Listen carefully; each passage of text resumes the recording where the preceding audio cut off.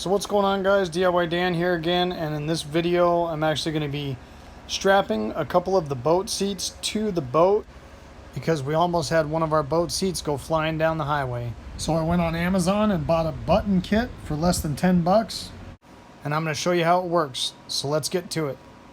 So here's the assortment of buttons that came in this kit. The male part of the button, there's two different length screws depending on your application. The female part of the button comes in two pieces, and the tools to install those were included in the kit. So the only thing you need besides what's in this kit is a hammer. It also came with a set of instructions, which I probably should have looked at better before getting going on this project. I was actually given this roll of strap material, but I'm sure you can get it at any fabric store. The other option that might be still laying around your house if you're thinking about doing something like this is some of your old straps to a boat cover. Or an old tie-down strap would work too. So being as though it was my first time doing these, I cut these extra long to start with because I just didn't know how it was going to end up working out. Once I cut them, I ended up heating up the one side where I was going to put my button so it didn't fray out over time. So we've got the side we heated up. They gave you this punching tool to punch the fabric. However, this fabric's a little too tough for that. So I just ended up grabbing a pick, pushing it through, getting a little bigger pick, pushing it through, going a little fatter. So I got a decent sized hole there. Then I took the outside of the button and pushed it through the fabric. Then set it on a piece of wood so I wouldn't damage the button.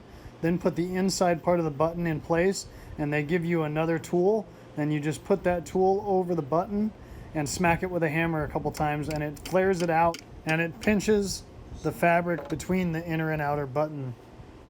If I had this to do over, or I do any more, I'm going to leave a little bit more material past the button so it gives me a little bit better of a handle to help snap it in and take it off. After using a block of wood to punch all four buttons in the strap, I realized there was a base in the kit that you were supposed to use to do that. So if I had looked at the instructions before doing the project, I would have noticed that 5 and 6 show using that base to punch the buttons into place, and the other side of that base is used to help punch the hole for the button itself. But again, my fabric was too tough for that, and using the picks worked just fine. So once getting the buttons in the strap material, it was time to install them in the seats. So with the seat in place, I set the strap next to it so I can make sure that the button was going to be on the right direction after I put the screw in.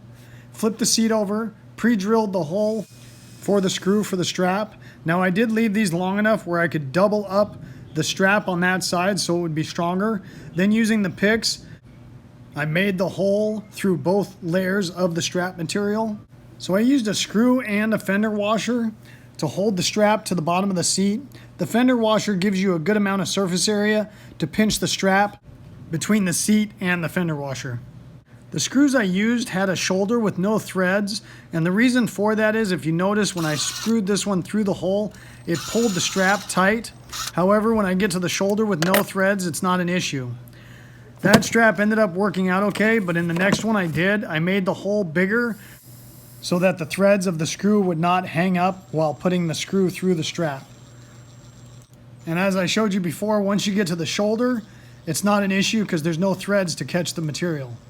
So once getting the straps in location, I flipped the seat back over, marked where I needed to drill the hole for the male part of the screw, pre-drilled it, and screwed the male part of the button into the gel coat. Then I snapped the button into place and tugged on it a few times to make sure it did not come unsnapped, because that is the seat that was flipped up and leaning against our engine cover when we were on the freeway.